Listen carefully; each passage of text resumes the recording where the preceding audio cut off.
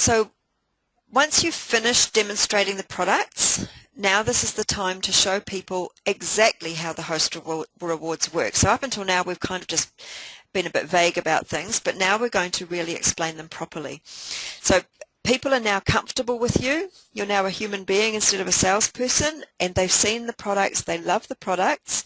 They're now willing to listen and find out more about how to get them cheaper.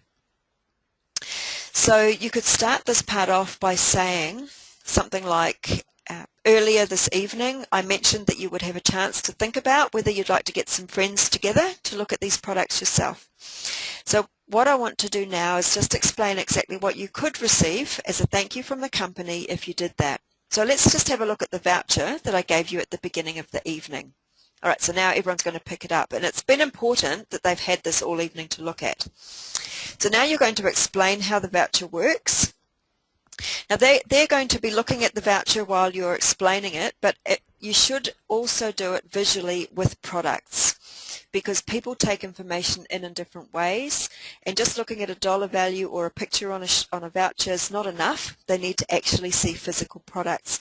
So there are lots of different ways to be able to do this part, and it's really going to depend on your host rewards and how they're structured in your company. It's really not possible for me to know that I'm 100% being accurate to the way that your company works.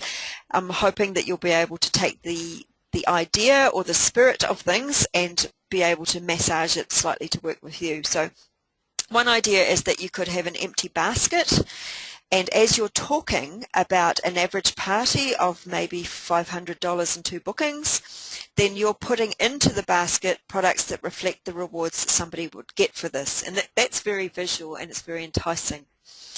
You could pass the basket around afterwards if you wanted to as well. There's lots of things you could do with that.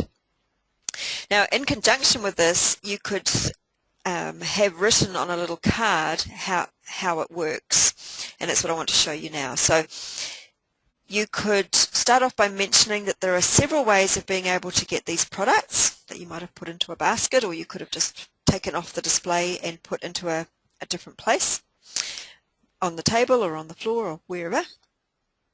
You could say that some people like to purchase things just a little bit at a time. They like to work through their wish list, which is perfectly fine. And in that case, these 3 products that I have here in my basket, or whatever you're doing with them, would cost $350.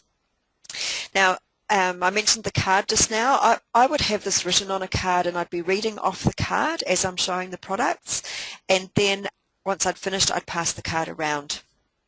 I could even pop the card in the basket and put it around as well. Okay, so that's the first part.